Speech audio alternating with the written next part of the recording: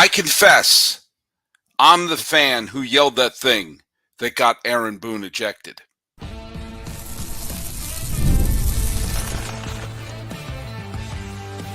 You are Locked On A's, your daily Oakland A's podcast, part of the Locked On Podcast Network, your team every day. Hello, A's fans, and welcome to Locked On A's. This is the podcast.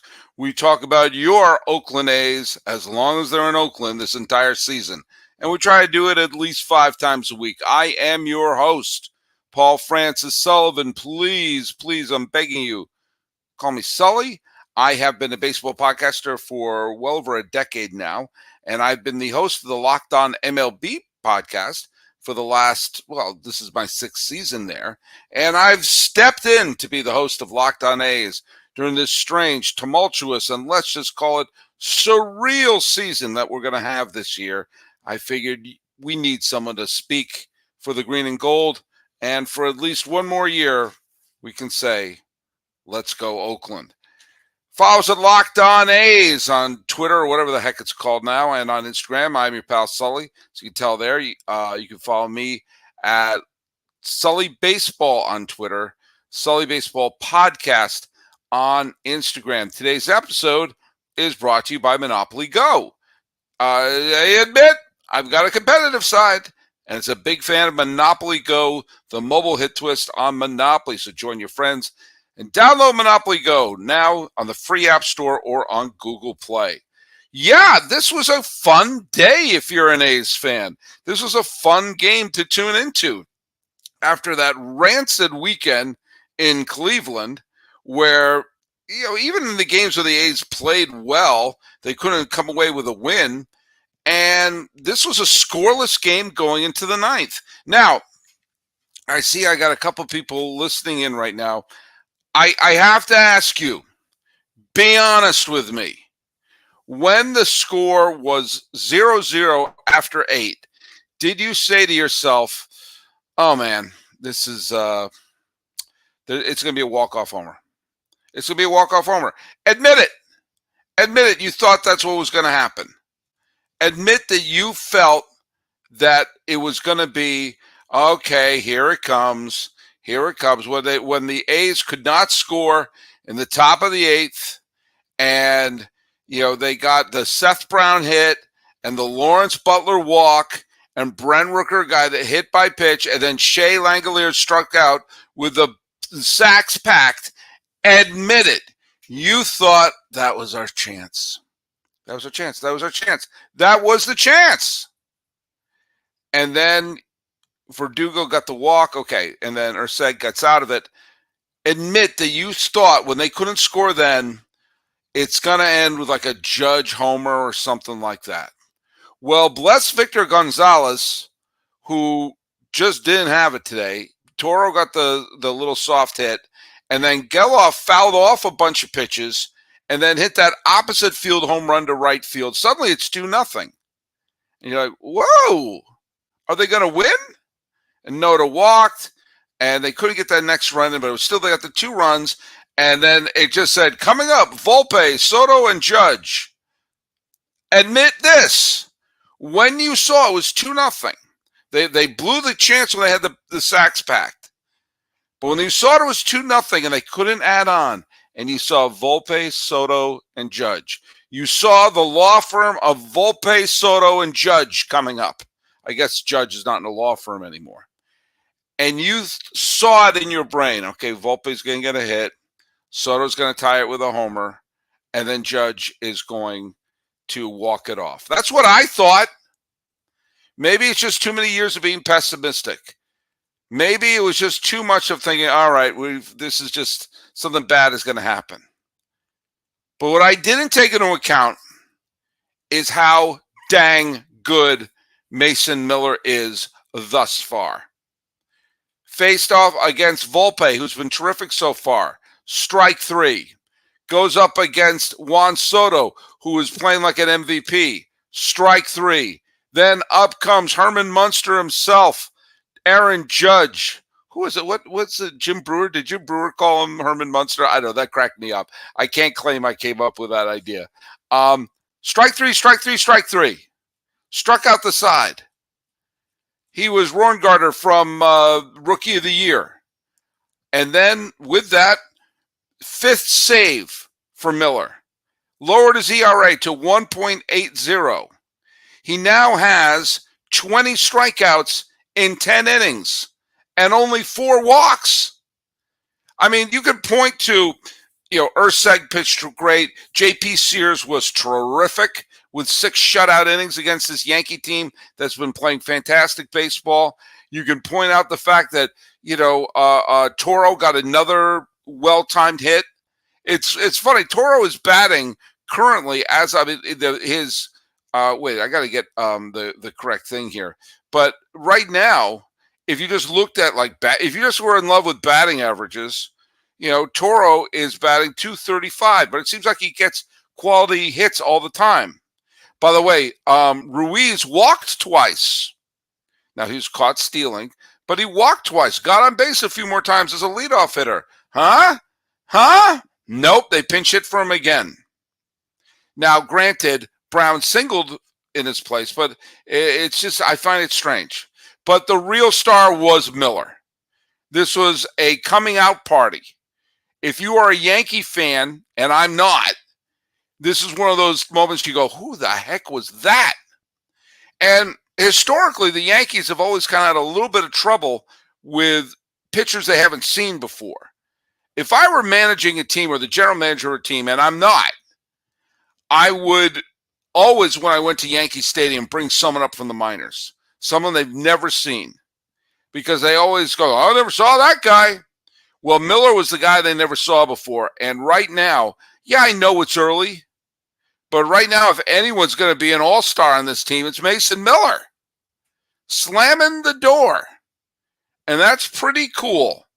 That's pretty dang cool. I'll tell you something else that's cool. Teams are going to circle the A's on their schedule as easy wins. I've been listening to Locked On Yankees didn't do this with Stacey Gotsulias, but other people I've been following have been saying, all right, the Yankees had that really great weekend, and now they got 4 games at home with the A's. That could be 4 wins. Well, guess what? We know it's not going to be 4 wins, and all the A's have to do is win 1 out of the next 3 games. Now, I know they should be a little more ambitious than that, but if they win 1 out of the next 3 games, that means they would have gone into Yankee Stadium with the Yankees as the best team in the American League in terms of win-loss record. And if they win 1 of the next 3 games, the worst-case scenario is they've split that series. And after that garbage that we had to sit through in Cleveland, I bet everyone listening to my voice who's been a lifelong A's fan would take that. And now they're in a terrific position. This is why you got to try to win that first game. So now you got a Yankee team that is slightly on their heels. If they want to win the series against the woe is me A's, then guess what? They have to win out. And I don't care who you are. It's tough to win out. Now, Stroman is pitching, and Stroman's been a very good pickup for the Yankees on tomorrow's game. But Blackburn is pitching. And in case you haven't noticed, Blackburn's pitching very well. Blackburn has let up a grand total. He's only let up 1 run, right? Yeah, he's let up 3 earned runs in 25 innings this year. He's been terrific. And the Yankees were flailing around today. Now, do I think it's necessarily going to happen? I don't know, but that's a great matchup. To go with Stroman and Blackburn, Stroman's very good too, and he's been a very good pickup. But if they can win tomorrow, then they just have house money the last 2 games. Who knows? They'll be so relaxed, they may even play Ruiz the entire game. But say it with me, everyone. They got the big hit when they needed it. Because let's give credit where credit is due. Rodon, who was awful last year, he was injured, and when he wasn't injured, he was awful, has been very, very good this year. He's going to make his bid for comeback player of the year. Remember when he pitched for Chicago and for San Francisco, he was a fine pitcher. And then last year, he was a flopperino. And today, 7 innings, 1 hit, 2 walks. You take that from anybody. And the fact that they went up against Rodon with that type of performance and had that performance where they left the bases loaded in the 8th and still walked away with a win, let me tell you something. You'd ask a genie for that, but they don't have to. And so now we roll the dice. All right, I know it's not exactly hard to get A's tickets, but do you know what? You want to make sure you got good tickets, right? The right view, the right section. You want to have a good view of where you're going to be. Use Game Time.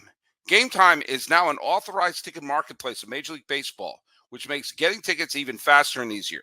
Prices on the Game Time app usually go down after it gets to first pitch. With killer last-minute deals and all-in prices and views from the seat and the lowest price guarantee, Game Time takes the guesswork out of buying Major League Baseball tickets.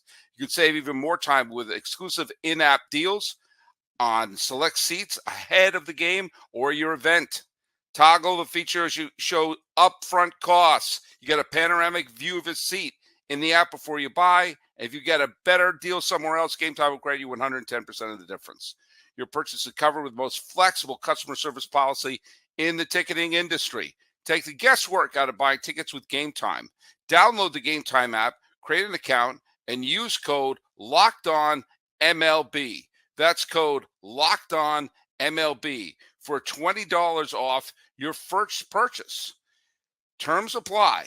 Again, create an account, redeem code LOCKEDONMLB, $20 off. Download the Game Time app today. Last minute tickets, the lowest prices. Do you know what they are? I'll tell you what they are. They are guaranteed. Policygenius is the nation's leading online marketplace for life insurance. It saves you time and money so you can provide your family with financial safety nets starting today. With Policygenius, you can find life insurance policies that start just $292 per year for $1 million of coverage. Some options offer same-day approval and avoid unnecessary medical exams. Life can be unpredictable, and Policygenius can take away some of the worries of what your family would do if something happened. Policygenius gives you unbiased advice from a licensed expert support team. They have no incentive to recommend one insurer over another, so you can trust their guidance. Thousands of 5-star reviews on Google and Trustpilot from customers who found it the best fit for your policy needs. Policygenius is where to go. Check life insurance off your to-do list in no time with Policygenius. Head to policygenius.com/LockedOnMLB or click the link in the description to get your free life insurance quotes and see how much you could save. That's policygenius.com/LockedOnMLB.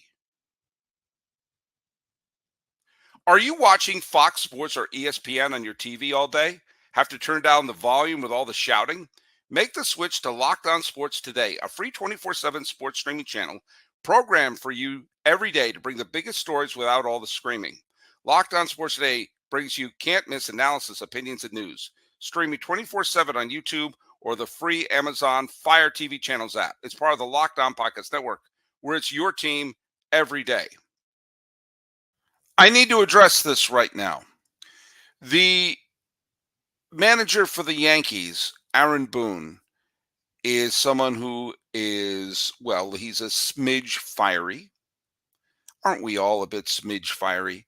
But he's a smidge fiery and gets ejected a lot. He's from a baseball family, of course, the Boone family, Ray Boone, Bob Boone, Brett Boone, Aaron Boone, and the like. Hoss Boone, I think, was there.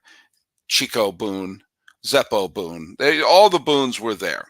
Well, he has been one to argue and get tossed. Well, there was something that happened in the game today involving Hunter Wendelstedt, who is the home plate umpire. Now, Boone was yelling some stuff to the umpire during the first inning. And Wendelstedt, and they caught this on a hot mic, yelled back to him, it was like, I just was doing this, that, and something. Don't say another word about it, you're tossed. And Boone kind of went, all right. And then you see it. It's incredible. If only Abraham Zapruder was this clear. Boone was shown on camera not saying anything. There was a guy who was sitting up in the stands right above the Yankee dugout, who yelled out something to the ump. The ump then turned around, Hunter Wendelstedt turned around and threw Boone out. Boone said, "I didn't say anything." And he said, "I don't care." So what do you mean you don't care? I didn't do anything. And, he threw him out and swear words were said. And Wendelstedt, and it's on video, that not only did he not say anything, but that he was making the effort to, sort of, okay, my bad. And it was a dude, a Yankee fan, who just yelled something, and he got him tossed. So the Yankees don't have their manager for the rest of the game. And then the video comes out, and it's incredible video. And Hunter Wendelstedt gave one of the absolute weakest and most pathetic apologies I've ever seen.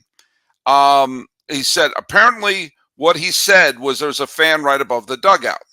This is my first ejection in the entire my career. I've never ejected a player or manager for something a fan has said. I understand that's going to be part of the story or something like that because that's what Aaron was portraying. I heard something come from the far end of the dugout. Had nothing to do with this area, but he's the manager of the Yankees, so he's the one that's got to go. And he said, it doesn't matter who said it. Boone had to go. It's not what Boone is portraying. That's what happened. Now, if Hunter Wendelstedt said, I thought it came from him, I ran him, now I see the video, and oh man, my bad. Nothing but respect for the guy if that's what happens. Anything short of that, he should be fined. He absolutely should be fined. We see on the video, Boone's like, okay, I'm not going to say a word. And then, Louis from the Bronx yells something. Oh, who am I kidding? That's from, he's Chesterfield from Westchester County, or some blue blood was the one, because they're the only ones who could afford those seats behind the dugout. Got Boone ejected. So let me make a humble request to umpires, because someone said something on Twitter that I thought was pretty funny. Mike Dro, who's on Twitter, said, when you know the umpire's name, they did a bad job. Absolutely. Here's the deal. Umpires, you've got to develop a little bit of a thick skin. I understand you don't want to get the game out of hand, but if someone's yelling something from the dugout, it's not disrupting the flow of the game. It's not. If they're yelling something, come up to them between and say, hey, knock it off, you all. But you cannot throw someone out of the game for something they're yelling from the dugout. If they come out of the dugout, fair game. But if they're just yelling from the dugout, I'm sorry. You should have thick enough skin to be able to say, I'm moving on. They're not disrupting the flow of the game. And especially if it's a fan in New York, and I've been to a few games in New York City. I don't want to shock you, but sometimes the fans' language could be, I don't know, a tiny bit offensive. Get over it. If they're doing it from the dugout, it doesn't matter if it's Aaron Boone or whomever else. You can't throw them out. And it's telling that someone from the stands could yell something that gets the manager thrown out. You know for a fact it's not the manager disrupting the flow of the game. That's my new rule. That would be my rule as the commissioner of baseball. If you come out of the dugout, fair game to be thrown out. If you're still in there, yeah, let it slide. By the way, it's been a year since the announcement of the potential Vegas move. And it's just not been good. And I've heard more than one people say that, and I'm reading online and everything, forgive me, I'm not going to go find it, that they were feeling that the A's were hoping to call Oakland's bluff to a degree to get the Howard Terminal Station with, well, we're buying land in Las Vegas. What are you going to do about it? And that's why we're stuck in this situation. And again, it's a point that I made before. Other sports can move a little more freely because there are venues. You know, there's a venue in Kansas City that was designed for basketball and potentially hockey that's sitting there without a current tenant. If you're a team that's unhappy with your situation in the NBA, you could play in Kansas City starting the beginning of the next year. There's an arena just waiting for you. But there isn't that in baseball. And it blows my mind that a year ago, this was brought up. And here we are, and we still don't know a freaking thing. I promise to not always turn this into Vegas and Sacramento talk, but it's been a year, and somehow we know less. By the way, Diego Dunn wrote, baseball umpires seem to have a diva complex. They can, but the ones we hear about do. Most of the times you don't hear about. Most of the time they're doing a good job. But I'm telling you, you throw someone out when they aren't disrupting the game, yeah, you're making it about you. Let me tell you something. I'm competitive. Oh, I'm big time competitive. I got a huge competitive side. And my competitive side is a big fan of Monopoly Go. I'm sure you've heard of it. It's been downloaded over 150 million times. It's a great twist on Monopoly where you pay on not just one, not just two, but on hundreds of Monopoly board games in crazy locations, building up amazing cities that bring you big money. But the best part is messing with my friends. I can charge them rent on my iconic properties, just like classic Monopoly. But now I can get heists. That's right. Heists from their vaults. Steal the riches for myself. And the leaderboards show me who the biggest Monopoly tycoon is. But it's not just my competitive side that loves it. You can team up with friends and people from all over the world in timed tournaments to earn huge rewards. So get in the game and join your friends. Download Monopoly Go. Do you know what it is? It's free on Google Play or in your app store.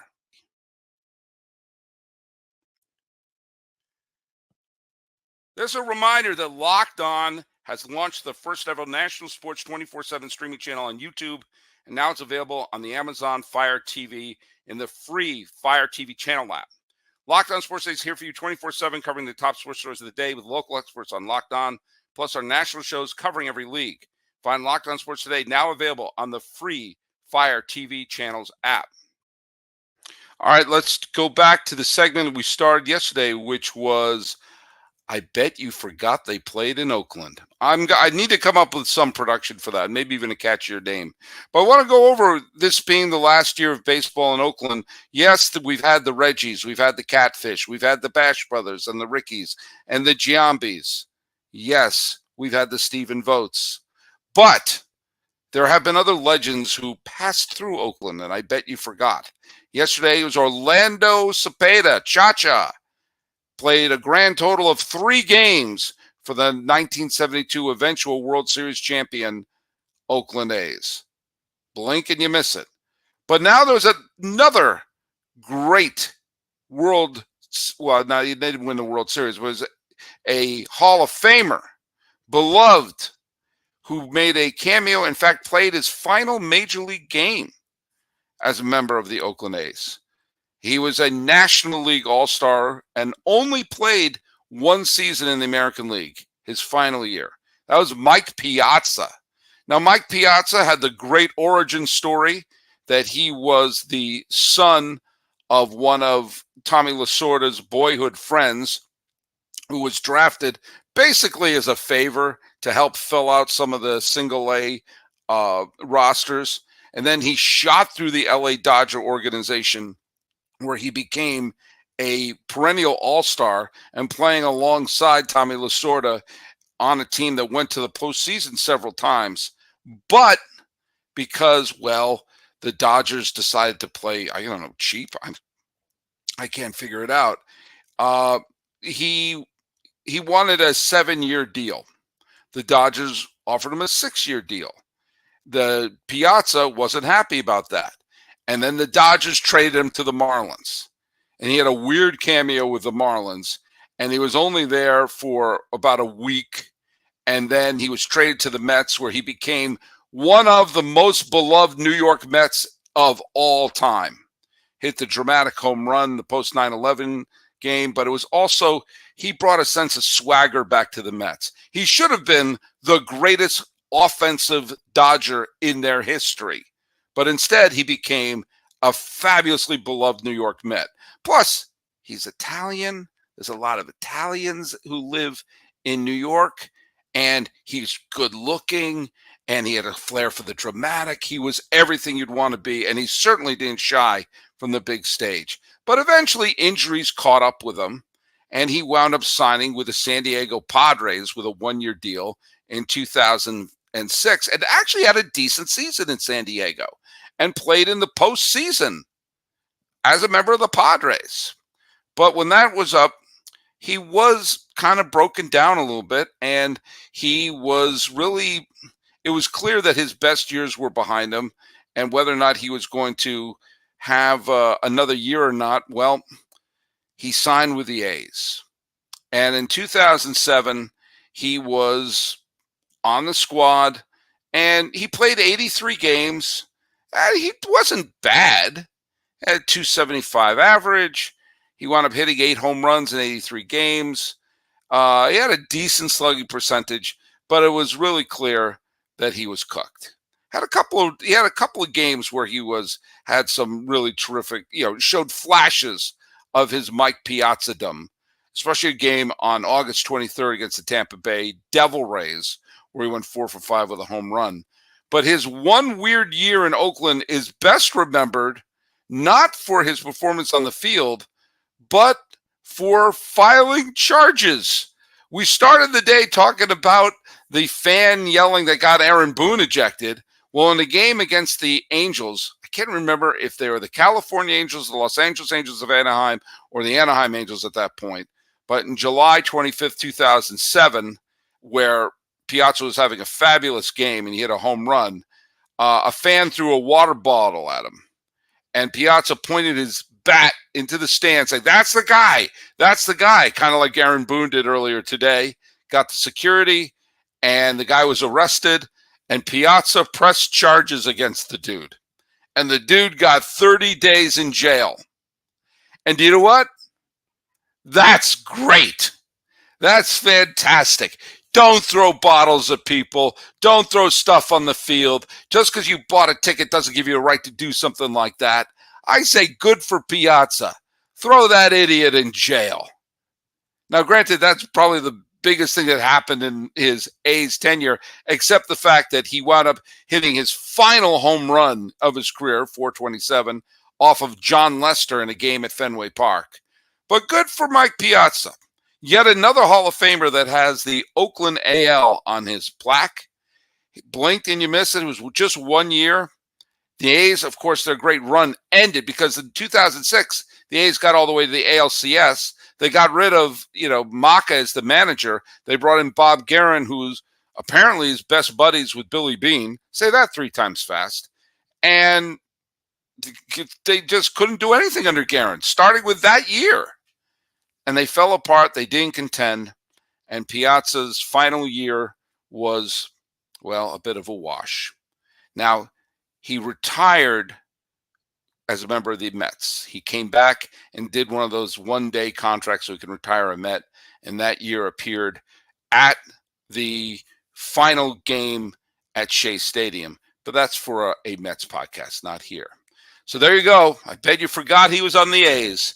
Mike Piazza finished up and got someone thrown into the clink. Well, we're going to see what happens if the A's take on the Yankees again tomorrow. If they win, then the worst case scenario is a split in New York, which you would take, and so would I.